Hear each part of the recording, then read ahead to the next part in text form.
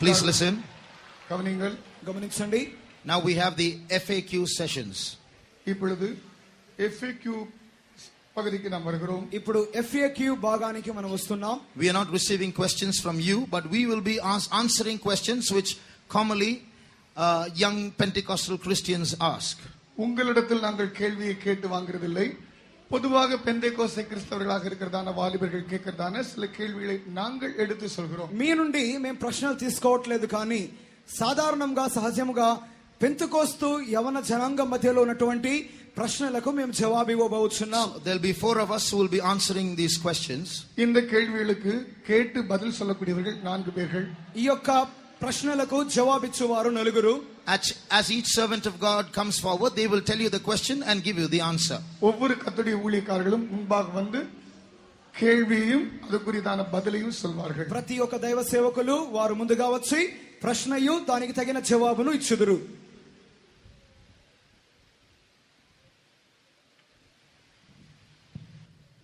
I would like to answer 2 questions, and if possible, if there's time, I will also answer a 3rd question. 2 கேள்விகளுக்கு நான் கேட்டு பதில் சொல்ல விரும்புகிறேன். సమయం ఇடம் கொடுத்தால் 3 కేள்వి சொல்ல వాంఛిக்கிறேன். 2 ప్రశ్నలకు నేను మొదటగా జవాబు ఇవ్వగోరుచున్నాను. అటు తర్వాత సమయం అనుమతించినట్లయితే 3వ ప్రశ్న కూడా జవాబిస్తాను. First question, what are the evils of Facebook? Facebook இதில் இருக்கிற பொல்லாப்பு தீமை என்ன? Facebook దాని మూలముగా వచ్చే కీడు ఏమిటి? கவனிங்கள். இதை கேட்கும்போது ஒரு ஆவியில நமக்கு யுத்தம் இருக்கிறது. ஆகவே சாத்தான் அவனும் குண்டுகளை வீசுவான். ஆகவே ஏதோ சாதாரணமாக விளையாட்டாக யாரும் கேட்காமல் கருத்தாய் ஜெபித்துக் கொண்டே கேளுங்கள். அப்பா, ஒருவேளை எனக்கு சரியாக இருக்கலாம், பக்கத்தில் இருக்கிறவர்கள் நிர்விசானமாக இருந்து அதை இழந்து விடக்கூடாது. அவர்களையும் தட்டி எழுப்பும் ஆண்டவரே. யுத்தம் ஆரம்பித்து விட்டது. யுத்தத்தின் சமுக்கை ஒளிகள் உண்டாகிவிட்டன. மிகுந்த ஜாக்கிரதையோடு செயல்படுவோமாக. Listen very carefully. We are at war. Therefore, when you listen to answers of questions like these, don't listen as though this is part of some entertainment, but you keep praying as you listen. Pray, even if you're not entangled in this, there are others here who are entangled in this, and you pray that as they listen to this, God might deliver them. దయచేసి గమనించండి, ఈ యొక్క ప్రశ్నలు కేవలము ఏదో ఆహ్లాదం కొరకు ఆనందం పడడానికి కాదు, కానీ ఈ యొక్క సమస్యలలో ఉన్న ఒకవేళ మీరున్నట్లయితే దేవుడు ఈ యొక్క సమస్యలోనే మిమ్మల్ని విడిపించినట్లుగా ప్రార్థించండి. ఒకవేళ ఇతరులు ఉన్నట్లయితే వారిని దేవుడు విడుదల చేయనట్లుగా మీరు ప్రార్థించండి. இதும் கூட நான் சொல்லட்டும். இந்த இடத்தில் சத்தமாக அல்லேலூயா சொல்வது, ஆர்ப்பரிப்பது, கைதட்டுவது, உருண்டு பிறண்டு எழும்புவது, ஆண்டவருக்குள் மகிழ்வது, இப்படி எத்தனையோ காரியங்கள் செய்கிறோம். பாட்டு பாடுகிறோம், துள்ளுகிறோம், குதிக்கிறோம், எல்லாம் செய்கிறோம். தயவு செய்து ஒருவரும், எத்தனையோ பேர் நன்றாக ஆவியில் செய்கிறீர்கள், சிலர் 1-2 பேர் சாதாரணமாக மானசீகமாக செய்வதை நாங்கள் கடுமையாக கண்டிக்கிறோம்.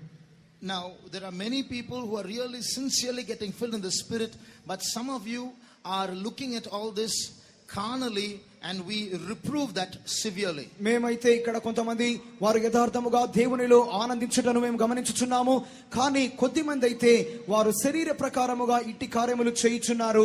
మేము ఇట్టి కార్యములను ఖండితముగా గద్దించు వారమై నిరోధించు వారమై ఉన్నాము. Now please listen to the answer. దయచేసి బదులులకు చెవి కొడుங்கள். దయచేసి ఈ యొక్క జవాబును ఆలకించండి. Making friends is exciting but dangerous. நண்பர்களை சம்பாதிப்பது பரவசமூட்டக்கூடிய ஒன்றாக இருக்கிறது, ஆனால் ஆபத்து நிறைந்த ஒன்றாகவும் இருக்கிறது. స్నేహితులను కలుగజేసుకొనుట ఉత్సాహమును కలిగించును, కానీ ప్రమాదభరితము. And in social networking, you're making friends with whom you've never seen, whom you do not know. இதுவரையும் கண்டிராத பார்த்திராத నబర్గలోడు కూడా సోషల్ నెట్వర్కిల్ நீங்கள் స్నేహితుత్వం பண்ணுகிறீர்கள். సోషల్ నెట్వర్కింగ్ అనే భాగంలో మీరు అంతవరకు చూడనటువంటి వ్యక్తులతో మీరు స్నేహం చేయగోరుచున్నారు. There are good friends. நல்ல நண்பர்கள் இருக்கத்தான் செய்கிறார்கள். మంచి స్నేహితులు ఉన్నారు. But if you get into the wrong friendship, that can begin a journey to hell. தவறான நண்பர் என்று ஒருவரை தொடர்புகள் ஆரம்பித்தீர்கள் என்றால் அந்த தொடர்பு నరకத்தை నోకి పయనం సెల్వదాయి ఉங்களை మార్చివిடும். కానీ తప్పైన స్నేహముతో మీరు వెళ్తున్నట్లయితే మీ ప్రయాణము నరకానికే దారి తీయును. So be very careful about your choices and your decisions. உங்களை தெரிந்து கொள்ளுதலை குறித்தும் தீர்மானத்தை குறித்தும் ரொம்ப ஜாக்கிரதையாக இருங்கள். మీ తీర్మానములు మీరు ఎన్నుకొనుట అను కార్యముల గురించి చాలా జాగ్రత్తగా ఉండుడి. What's wrong with forming a Pentecostal community in a social networking website? Social network வெப்சைட்டில் பெந்தேகோஸ்தே நண்பர்களாக சேர்ந்து ஒரு கம்யூனிட்டி உண்டாக்குவதில் என்ன தவறு? ఒకవేళ పెంతుకోస్తు నెట్వర్కింగ్ ఇక సోషల్ నెట్వర్కింగ్ వెబ్సైట్ లో పెంతుకోస్తు సమాజం వారితోనే ఒక స్నేహం చేసినట్లయితే ప్రమాదం ఏమిటి? Keep two things in mind. இரண்டு காரியங்களை மனதில் வைத்துக் கொள்ளுங்கள். మనస్సులో రెండు కార్యాలు గుర్తుంచుకోండి. Even from the faith home, even from Pentecost, there's a road that leads to hell. Pentecost வகுப்பிலிருந்தும் சுவாச வீட்டிலிருந்தும் கூட நரகத்துக்கு செல்லக்கூடியதான ஒரு வழியை பிசாசு வகுத்திருக்கிறான் என்பதை நினைத்துக் கொள்ளுங்கள். విశ్వాస గృహం నుండి కానివ్వండి, పెంతుకోస్తు సమాజం మధ్యలో నుండి కానివ్వండి, నరకానికి దారి తీసే ఒక మార్గము ఉన్నది అని జాగ్రత్తగా గుర్తుంచుకోండి. Secondly, రెండవదిగా, even in Pentecostal relationships, if you're not careful, those relationships can become carnal and kill your soul. Pentecost உறவுகளில் கூட ஜாக்கிரதையாக இல்லாவிட்டால் அது மாம்சீகமாக மாறி உங்களை கொன்றுவிடும், கொலை செய்துவிடும். పెంతెకోస్తు సంబంధములు కూడా మీరు సరియైన రీతిలో నిర్వహించినట్లయితే అవి మిమ్మల్ని శరీరానుసారముగా నడిపించి మిమ్మల్ని చంపుటకు దారి తీయును. Now coming to Facebook in particular, இப்பொழுது குறிப்பாக ఫేస్బుక్కి வருவோம். ప్రత్యేకముగా ఇప్పుడు ఫేస్బుక్ అనే అంశానికి వద్దాం. In 2012 January, in the Voice of Pentecost issue, there's going to be a testimony about a young person who was trapped by or addicted to Facebook, and he explains how God delivered him. Facebook அடிமையாக இருந்து இவ்விதமாக அதில் பாதிக்கப்பட்டு பிற்பாடு விடுதலையான ஒருவருடைய சாட்சி 2012 ஆண்டு జనవరి మాసం நம்முடைய వాయిస్ ఆఫ్ పెంటెకాస్ట్ వర இருக்கிறது. 2012 సంవత్సరము జనవరి నెలలో వాయిస్ ఆఫ్ పెంటెకాస్ట్ పత్రిక మాసపత్రిక యందు ఒక యవనస్తుని యొక్క సాక్ష్యము, అతడు ఏ రీతిగా ఇక ఫేస్బుక్ నందు ఇరికించబడిన వాడై, చిక్కుకొనిన వాడై, దాని యొక్క పరిణామాల మూలంగా బాధింపబడి చివరిగా ఏ రీతిగా విడుదల పొందబడి ఉన్నాడో అతని అనుభవ సాక్ష్యాన్ని మీరు చదువుకొనగలరు. I request you all to get that issue and read it when it comes. அந்த இதழை அனைவரும் வாங்கி அதை படித்து కార్యங்களை సరిపడుతుబడి ఉங்கள் అனைవரையும் వాంఛిக்கிறேன். ఆ యొక్క నెల మాస పత్రికను మీరందరూ కొనుక్కొని ఆ యొక్క అనుభవ సాక్ష్యాన్ని చదవమని దయతో వేడుకొనుచున్నాను. Now there are some terms of service in Facebook. இந்த ஃபேஸ்புக்கில் சில పదంகள் அதனுடைய வர்ணனை இருக்கிறது. ఆ యొక్క ఫేస్బుక్ లో కొన్ని రకాలైన పదాలు ఉన్నవి. So there are some conditions that you have to admit to or agree to when you open an account in Facebook. ஃபேஸ்புக்கில் உன்னுடைய கணக்கை நீ ஆரம்பிக்கும் போது, துவங்கும் போது சில நிபந்தனைகளுக்கு உட்பட்டு ஆரம்பிக்க வேண்டும். ఫేస్బుక్ నందు మీరు ఒక వెబ్సైట్ తెరిచినప్పుడు ఆ యొక్క కొన్ని నియమ నిబంధనలకు మీరు లోబడాలి. First of all, when you open an account, the term is whatever you post, even your own photograph or your parents' photographs or your friends' photographs or any material that you post in your account belongs to Facebook. முதலாவது பகுதி இதிலே இந்த நிபந்தனை என்னவென்றால், நீ உன்னுடைய புகைப்படமோ உன்னுடைய குடும்பத்தின் புகைப்படமோ மற்றும் எந்த காரியத்தையோ இந்த ஃபேஸ்புக்கில் நீ போஸ்ட் பண்ணும்போது, அதிலே நீ உள்ளே ஈடுபடுத்தும் போது அது உன்னுடையதாக இருப்பதை విட முதலாவது ఫేస్బుక్కు தான் ఉరిమయాగి విడుகிறது. మీరు ఫేస్బుక్ లో ఖాతాను తెరిచినప్పుడు ఆ యొక్క ఫేస్బుక్ నందు మీ యొక్క ఫోటో కానీ, మీ యొక్క ఇంటి వారి ఫోటో కానీ, వేరే ఏ కార్యాలైనా ఫేస్బుక్ లో మీరు పోస్ట్ చేసినట్లయితే అది మీది కాదు గానీ అది ఫేస్బుక్ కు మాత్రమే చెందినవి అని మీరు గుర్తుంచుకోవాలి. That means they can take your photos and they can use it, they can take your data and use it without your permission because it belongs to them. ஏனென்றால் இது என்னவென்றால், அது இனிமேல் அவர்களுக்கு சொந்தமாகிறபடினால் உன் புகைப்படத்தை, உன்னுடைய காரியங்களுடைய தொகுப்புகளை அவர்கள் எடுத்து தங்களுடைய விருப்பத்தின்படியே அவர்கள் ఉపయోగించலாம். ఏనంటాல் అది ఉన్నదేదల్ల. అవి వారికి చెందినవి కావున వారు మీ యొక్క ఫోటోలు కానివ్వండి, మీ యొక్క వివరాలను కానివ్వండి, మీ అనుమతి లేకుండా ఫేస్బుక్ కు చెందిన వారు తమ స్వంతముగా దానిని ఏమైనను వారు చేయవచ్చును. Now as part of their terms of service, they've also stated that when you delete your account, everything that belongs to you will be deleted. அவர்கள் ஒரு நிபந்தனையின் உட்கோட்பாடாக, நீ உன்னுடைய கணக்கை ரத்து செய்யும் போது உன்னுடைய அனைத்து உன்னுடைய தொகுப்புகள் அனைத்து அதனுடைய ஃபேஸ்புக்கில் உன்னுடைய போஸ்ட் பண்ண அனைத்துமே నీకపడం రద్దు చేయబడమని சொல்கிறார்கள். ఒకవేళ ఫేస్బుక్ నుండి మీరు పక్కకు తొలగవలెను అని తీర్మానించినట్లయితే మీ యొక్క ఫోటోలు మీ యొక్క పూర్తి వివరాలన్నీ ఆ యొక్క ఫేస్బుక్ ఖాతాలో నుండి మీకు తొలగించబడును. But 2 years ago they changed that language as though to mean that even if you delete your account they can still retain your data. அவர்கள் 2 ஆண்டுகளுக்கு முன்பாக அந்த நிபந்தனையை ஒரு தந்திரமாக வித்தியாசமான விதத்தில் சொல்லிவிட்டார்கள். நீங்கள் உங்களுடைய கணக்கை ரத்து செய்தாலும் நீங்கள் உங்களுடைய கொடுத்ததான அத்தனை போஸ்ட் பண்ண காரியங்களை நாங்கள் ఎங்களுடைய పత్రத்திலே வைத்திருப்போம்.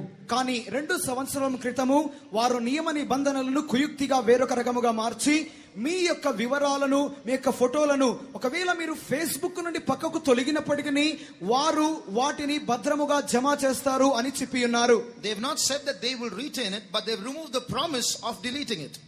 அவர்கள் எடுத்து விடுவோம் என்று சொல்லவில்லை. அவர்கள் அர்த்தம் என்னவென்றால் நாங்கள் அழித்து விடுவோம் என்கிறதான அந்த பகுதியை மாத்திரமே அவர்கள் தக்க வைத்துக் கொண்டு அதை நிறுத்திவிட்டார்கள். వారైతే మేము పూర్తిగా తీసివేస్తాము అని చెప్పలేదు, కానీ అవి ఆ విధంగా ఉంచుకుంటాము అని మాత్రమే చెప్పి ఉన్నారు. Why would they want your data? அவர்களுக்கு உன்னுடைய காரிய தொகுப்பு ஏன் தேவை? మీ వివరాలు వారికి ఏ కారణం అవసరము? Another condition is that you should always keep your data updated. இன்னொரு நிபந்தனை, எப்பொழுதும் உன்னுடைய பற்றியதான காரிய தொகுப்புகளை అనుదిన அளவுக்கு நீ முன்னே கொடுத்து கொண்டே இருக்க வேண்டும். మరి యొక్క నిబంధన మీ యొక్క వివరాలు ఎప్పటికప్పుడు నూతన పరుస్తూ ఉండాలి. If you don't, they have the right to delete your account. நீ அதை செய்யாவிட்டால் உன்னுடைய கணக்கை ரத்து செய்வதற்கு அவர்களுக்கு உரிமை இருக்கிறது. ఒకవేళ మీరు ఆ రీతిగా నూతన పరచకుండా ఉంటే మీ ఖాతాను రద్దు చేయడానికి వారికి అధికారం కలదు. Now what is their problem if your account is updated or not? உன்னுடைய கணக்கு அனுதின அளவுக்கு அது பூர்த்தி செய்யப்படாமல் இருந்தால் அல்லது இல்லாவிட்டால் அவர்களுக்கு என்ன காரியம் இதில்? మీ వివరాలు అనుదినము నూతన పరచబడకపోతే వారికి వచ్చే కార్యం ఏంటి? There are 2 reasons. 2 காரணங்கள். 2 కారణాలు. One is they are using your information and selling it to others so that the others can do their marketing and their business through your information. That's how strangers have access to your email ID. உன்னுடைய தகவல் தொகுப்புகளை உனக்கு அறியாமலே அவர்களுக்கு மற்றவர்களுக்கு கொடுத்து விளம்பரங்கள் marketing இப்படிப்பட்டதுக்கு அவர்களுக்காக அதை விற்று விடுகிறார்கள். அது அர்த்தம் உன்னை அறியாமலே உன்னுடைய காரியங்களை அவர்கள் எடுத்து ఉపయోగిக்கிறார்கள். ఆ యొక్క ఫేస్బుక్ వారు మీ యొక్క వివరాలను వేరొకరికి ఇచ్చుచు మీ యొక్క వివరాల మూలముగా వేరొకరు మీకు తెలియని అపరిచితులు మీ మూలముగా వారు మార్కెటింగ్ నిర్వహించుచు మీ మూలముగా వారు లాభపడుచున్నారు అనగా మీకు తెలియకుండానే మీ వివరాలు వేరొకరికి చేరిపోవచ్చునే ఉన్నవి. So they are using your data to earn money. அவர்கள் உன்னுடைய தகவல் தொகுப்பை పనత్తుకాగ அவர்கள் సంపాదించ ఉపయోగపడుతున్నారు. కావున మీ యొక్క పూర్తి వివరాలను వారు డబ్బు సంపాదించు నిమిత్తమై ఉపయోగించుచున్నారు. Secondly, రెండవదిగా, now these social networking websites, especially Facebook, is coming under the power of certain high powers, so they are going to use this as a database for later world control. இப்பொழுது இந்த social network முக்கியமாக ஃபேஸ்புக்கை பற்றி சொல்லும்போது உன்னுடைய தகவல் தொகுப்புகளை இந்த உலகத்திலே பெரிய மேல்மட்டமான ஒரு குழு இருக்கிறது. அவர்கள் அதை எடுத்து உபயோகப்படுத்தி பிற்காலத்தில் தங்களுடைய నన్மைకెందు ఉపయోగించ కాத்து కొண்டிరుக்கிறார்கள். ఇక సోషల్ నెట్వర్కింగ్ వెబ్సైట్ అనున్నది ప్రత్యేకంగా ఫేస్బుక్ అనున్నది. మీ యొక్క సమాచారము ఈ యొక్క లోకములో ప్రపంచ శక్తులు అని కొంత వ్యక్తులు ఉన్నారు. వారి యొక్క డేటాబేస్ వారి యొక్క సమాచార నిర్వహణలోనికి మీ పూర్తి సమాచారం చేరిపోతుంది. కావున వారి యొక్క ఆధీనంలోనికి మీ సమాచారం చేరును. So if you have an account in Facebook, you are in serious trouble. If you delete your account because you are listening to this, you are still in trouble.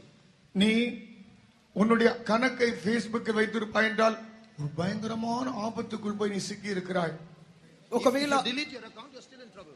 நீ உன்னுடைய அக்கவுண்டை இப்பொழுது ரத்து செய்தாலும் இன்னும் பிரச்சனைக்குள் தான் இருக்கிறாய். నీవు ఫేస్బుక్ లో ఉన్నట్లయితే నీ ఖాతా నీవు ప్రమాదంలో ఉన్నావు. నీవు ఒకవేళ నీ ఖాతాను రద్దు చేసినా కూడా నీవు ప్రమాదంలోనే ఉన్నావు. Because they will still have the data that you have already posted. ஏனென்றால் நீ ஏற்கனவே போஸ்ட் பண்ணதான உன்னுடைய தகவல் தொகுப்பு அவர்கள் கையில் மாட்டி விட்டதே. ఎందుకనగా నీ సమాచారం నువ్వు ఇంత ముందుగా పోస్ట్ చేసి ఉన్నావు కదా, అది ముందుగానే వారి దగ్గర ఉన్నది. There's much more to say, but I will stop. இன்னும் சொல்வதற்கு அதிக விஷயங்கள் உண்டு, நான் நிறுத்தி விடுகிறேன். చెప్పడానికి ఇంకా ఎంతో ఉన్నది, కానీ ఇంతటితో ముగించుచున్నాను. The best you can do it is delete your account as soon as possible so that your data might be outdated after some time. நீ செய்யக்கூடிய சிறந்த காரியம் என்னவென்றால் உன்னுடைய கணக்கை ரத்து செய்துவிடு. இதனால் செய்யக்கூடிய குறைந்தபட்ச லாபம் என்னவென்றால் உன்னுடைய தகவல் தொகுப்பு அனுதின அளவுக்கு అది நிறைவு பெற்றదాத அளவுக்கு நிறுத்தப்பட்டிருக்கும். దీనిని వినుచుండగా సాధ్యమైనంత వరకు నీ యొక్క ఖాతాను ఫేస్బుక్ లో నుండి తీసివేసుకొనుము. దీని మూలముగా కొద్ది కాలమునకు సాధ్యమైనంత వరకు నీ యొక్క సమాచారం అన్నది అది పాత సమాచారముగా నీకు సంబంధించని సమాచారముగా మారిపోవచ్చును. In a faith home in Canada, there was a girl who had evil spirits in her. கனடாவில் இருக்கிறதான விசுவாச வீட்டில் ஒரு பெண் பிள்ளை வந்தால் அவளுக்கு பிசாசு பிடித்திருந்தது. కెనడాలోని విశ్వాస గృహంలో ఒక అమ్మాయి వచ్చి ఉన్నది. ఆ అమ్మాయికి అపవిత్రాత్మ పట్టి ఉన్నది. The different spirits were telling their names. పల ఆవిகள் తங்களுடைய పేర్களை சொல்லிக் கொண்டிருந்தன. అనేక దుష్టాత్మలు తమ పేర్లు చెప్పుచూ వచ్చుచున్నవి. One spirit said, "My name is Facebook." ஒரு ஆவி சொன்னது என்னுடைய பேர் Facebook. ఒక దుష్టాత్మ చెప్పింది నా పేరు Facebook. So if you have an account, you are having a dealership with a demon. உனக்கு அதிலே ஃபேஸ்புக்கில் கணக்கு இருந்தால் உனக்கு ఫేస్బుక్ పిశాసోడు కూడా ఉనకు தொடர்பு இருக்கிறது. ఒకవేళ నీ పేరు ఫేస్బుక్ లో ఉంది అన్నట్లయితే నీకు దయ్యముతో వ్యాపార సంబంధం ఉన్నట్లే. Young brother, young sister, remember this is war. వాలిబనే తమ్మి తంగైమార్ కవనీయంగల్ ఇది ఒక యుద్ధం. ప్రియ యవన సహోదరుడా సహోదరి, ఇది ఒక యుద్ధము అని గమనించండి. So before you leave this camp, you have to make definite decisions. It's either heaven or hell. It's either life or death. There is no standing in between. நீ இந்த கேம்பை விட்டு வெளியே செல்வதற்கு முன்பாக பரலோகமா நரகமா జీవనా మరణమా இந்த ரெண்டுக்கு நடுவே ஒரு தீர்மானத்தை தெரிந்து விடுவதை செய்ய வேண்டும். నడువిலே నిற்கிறது என்பదే இல்லை. ఈ యవనస్తుల ముఖాము ముగించబడే లోపు పరలోకమా నరకమా జీవమా మరణమా ఈ రెండింటిలో ఏదో ఒకటి కోరుకొనండి. మధ్యలో నిలబడే అవకాశమే మీకు లేదు. Today, if you make a determination to delete your account, God will protect you against the powers of the Antichrist. இன்னைக்கு உன்னுடைய கணக்கை ஃபேஸ்புக்கிலோ அல்லது சோஷியல் நெட்வொர்க்கில் இருந்து ரத்து செய்ய தீர்மானிப்பாய் என்றால் கர்த்தர் உன்னுடைய ஜீவியத்தை பொறுப்படுத்தி அதிலே உனக்கு யுத்தம் செய்வார். He will deliver you from the powers of the Antichrist. இந்த கிறிஸ்துவின் வல்லமையிலிருந்து கர்த்தர் உன்னை விடுதலை ஆக்குவார். సోషల్ నెట్వర్కింగ్ నుండి ఫేస్బుక్ లో నుండి ఈ దినమే నీ యొక్క ఖాతాను రద్దు చేసుకునే నిమిత్తమై నీవు తీర్మానించినట్లయితే దేవుడు నీ తీర్మానాన్ని అంగీకరించి అంత్యక్రీస్తు యొక్క అధికారములో నుండి నిన్ను తప్పించును. Now, if you make a determination to delete your account, God will give you a divine protection. இப்பொழுது உன்னுடைய கணக்கை இந்த சோஷியல் நெட்வொர்க்கில் இருந்து நிறுத்த ரத்து செய்ய நீ தீர்மானம் பண்ணுவே என்றால் God will give you a divine protection. கர்த்தர் ஒரு தெய்வீகமான பாதுகாப்பை தருவார். నీవు ఈ సమయమందు ఆ యొక్క ఖాతాను రద్దు చేసుకునే నిమిత్తమై తీర్మానించినట్లయితే దేవుడు నీకు దైవికమైన కాపుదలను రక్షణను ఇచ్చును. For God to see and for the devil to see. Those who will say, "I will delete my account as soon as I get home," put up your hands. இதோ எனக்கு முடிந்த அளவுக்கு சீக்கிரமாக போய் என் கணக்கை ரத்து செய்து விடுவேன் என்று தேவன் பார்க்கட்டும், அந்த சாத்தானை பார்க்கட்டும் என்று தீர்மானம் எடுக்கிறவர்கள் உடைய கரங்களை உயர்த்துங்கள். ఈ యొక్క యవనస్తుల మక్క ముగించబడిన వెంటనే నేను ఇంటికి వెళ్లి ఆ యొక్క ఫేస్బుక్ లో నుండి నా ఖాతాను రద్దు చేస్తాను అని తీర్మానించిన వారు మీ చేతులు పైకెత్తండి. దేవుడును సాతానును చూడనివ్వండి. Do you know heaven is rejoicing as you put up your hands? உனக்கு தெரியுமா உன் உயர்த்தின கரங்களை பார்த்து పరలోకం సంతోషపడ ఆరంభించిరుக்கிறது. మీరు ఎత్తిన చేతులను చూచి పరలోకము సంతోషించుచున్నది. Satan is bowing his head in shame as you put up your hands. உன் கரங்களை உயர்த்தின இந்த வேளையில் சாத்தான் தலையை கீழே குனிந்து அவன் வெட்கப்பட்டுக் கொண்டிருக்கிறான். మీరు చేతులెత్తగా సాతాను చూచి నీ తలను సాతాను తలను కింద పడవేసి సిగ్గుతో తల వంచుకొని ఉన్నది. Let this be from the depth of your heart. ఇది உள்ளத்தின் அடி ஆழத்திலிருந்து இருக்கட்டும். ఇది మీ హృదయాంతరంగములో నుండి ఉండనివ్వండి. You must do it because you love Jesus. இயேசுவே நான் உம்மை நேசிக்கிறேன், அதனால் இந்த தீர்மானம் செய்கிறேன் என்று சொல்லு. మీరు యేసును ప్రేమించుచున్నందు వలన ఈ తీర్మానం చేయండి. May the grace of the Lord Jesus Christ be with all those who lifted up their hands now. இதோ கரங்களை உயர்த்தின உங்கள் அனைவர் மேலும் கர்த்தராகிய இயேசு கிறிஸ்துவின் கிருபை உண்டாவதாக. చేతులెత్తిన ప్రతి వారి మీద దేవుని యొక్క అపరిమితమైన కృప కలుగునుగాక. Hallelujah. హల్లెలూయా. Another question. மற்றொரு கேள்வி. మరి ఒక ప్రశ్న, how do I hear God's voice? தேவ சத்தத்தை நான் எப்படி கேட்பது? దేవుని స్వరాన్ని నేను ఏ రీతిగా వినగలను? First of all, I want to settle a misunderstanding. முதலாவது ஒரு தவறான விளக்கத்துக்கு ஒரு தீர்வை கொடுக்க வாஞ்சிக்கிறேன். మొదటిగా కొన్ని రకాలైన అపార్థాలకు నేను వివరణ ఇవ్వాలని కోరుచున్నాను. God's voice is not audible. You can't hear it with the ears. It's very rare that you will hear God's voice with your physical ears. தேவனுடைய சத்தம் என்று சொல்லும்போது உன்னுடைய சரீர பிரகாரமான மாம்சீக காதுகளை வைத்து கேட்பது என்பது மிகவும் அரிதான ஒன்றாகும். దేవుని స్వరము అన్నది సహజముగా మన యొక్క శరీర ప్రకారమైన చెవుల మూలముగా వినుట అన్నది చాలా తక్కువ సందర్భములలో మాత్రమే జరుగును. God's voice is a communication without a necessary audible sound being heard. தேவனுடைய செய்தி போக்குவரத்து என்று சொல்லும்போது சரீர பிரகாரமாக கேட்கக்கூடிய சத்த அளவிலான ఇడైబాటు ఇల్లాద ఒంటాగా ఇరకకుడి ఉండు. దేవుని యొక్క స్వరము వినుట అన్నది సమాచార సాధనములు లేకుండా ఈ విధముగా చెవుల మూలముగా ఈ విధముగా కాకుండా వేరొక రీతిగా వినుటయ్యై ఉన్నది. Now the clock on the wall does not have a mouth to speak, but it makes a communication to me. It tells me the time is 11:25. இப்பொழுது மேலே இருக்கிறதான இந்த கடிகாரம் அது பேசக்கூடியதான சத்தங்கள் ஒலி இல்லை, ஆனால் என்னோடு கூட ஒரு செய்தி போக்குவரத்தை கொடுக்கிறது. இப்பொழுது நேரம் 11:25 ஆயிற்று என்று சொல்கிறார். ఇప్పుడు ఎదురుగా ఉన్న గడియారం అన్నది అది మాట్లాడడానికి దానికి నోరు లేదు, కానీ అది చూపుల మూలముగా మాత్రమే అది సరియైన సమయము 11:25 అయింది అని సమాచారాన్ని వ్యక్తపరుస్తున్నది. Don't read now, but in Psalm 19 and the first 3 verses, 19వ సంగీతం முதல் 3 వచనங்களை இப்பொழுது வாசிக்க வேண்டாம், அதில் இப்படி இருக்கிறது. కీర్తనలు 19వ అధ్యాయము మొదటి 3 వాక్యములు ఇప్పుడు చదవనవసరం లేదు, అందులో ఈ విధముగా ఉన్నది. The heavens declare the glory of God. వానங்கள் దేవుని మహిమயை வெளிப்படுத்துகின்றன, వివరిக்கின்றன. ఆకాశములు దేవుని మహిమను మహత్యమును బయలుపరచుచున్నవి. Day unto day uttereth speech. That means God's voice is being heard by nature itself, communicates the existence of God.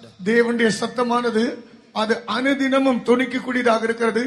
இயற்கையே தேவன் இருக்கிறான் என்கிறதான அந்த சத்தத்தை தொனித்துக் கொண்டே இருக்கிறார். ఈ యొక్క ఆకాశములు దేవుని స్వరమును ప్రతిదినము తెలియచేయుచున్నవి. ఈ యొక్క ప్రకృతి కూడా దేవుడు ఉన్నాడు, దేవుని స్వరమును ప్రతిదినము అది నూతనముగా తెలియచేయుచునే ఉన్నది. Then the third verse says there is no language where this voice is not heard. அடுத்து 3வது வசனத்தில் வாசிக்கும் போது இந்த சத்தம் கேட்கக்கூடிய அளவுக்கு அதிலே பேச்சு இல்லை என்பதை வாசிக்கிறோம். 3వ వాక్యంలో చదువుచున్నాం, அந்த சத்தம் கேட்காத భాష இல்லை. ఆ యొక్క స్వరము విననటువంటి భాష లేదు అని ఆ యొక్క వాక్యములో చదువుచున్నాం. Which means all over the world, in every nation, nature communicates and says God is there. முழு உலகத்திலும் எல்லா தேசத்திலும் இந்த இயற்கை இருந்து கொண்டு தேவன் இருக்கிறார் என்கிறதான செய்தியை சொல்லிக்கொண்டே இருக்கிறார். సర్వలోకమంతయు సృష్టి అనున్నది దేవుడు ఉన్నాడు అని తేటగా చెప్పుచునే ఉన్నది. There are 2 kinds of ways God speaks. தேவன் பேசுகிற 2 விதமான வழிகள் இருக்கிறது. దేవుడు మాట్లాడు 2 విధానములు కలవు. One is an indirect source. ஒன்று மறைமுகமான பகுதி. మొదటిగా పరోక్షముగా God speaks when you read the Bible. தேவன் நீ வேத புத்தகம் வாசிக்கும் போது பேசுகிறார். నీవు బైబిల్ చదువునప్పుడు దేవుడు మాట్లాడతాడు. You may read 3 chapters, but 1 verse might touch you. That's the voice of God. 3 அதிகாரங்கள் நீ படிக்க கூடும், ஆனால் ஒரு வார்த்தை வசனம் உன்னை தொடும். அதுதான் உன்னோடு பேசுகிற தேவ சத்தம். 3 అధ్యాయములు నీవు చదవవచ్చును, కానీ గుర్తింపబడిన ఒక వాక్యము నిన్ను ఆకర్షించును. అది దేవుడు నీతో మాట్లాడు మాట అయ్యున్నది. If you have godly parents and they're asking you to do something and you obey it, there also is the voice of God.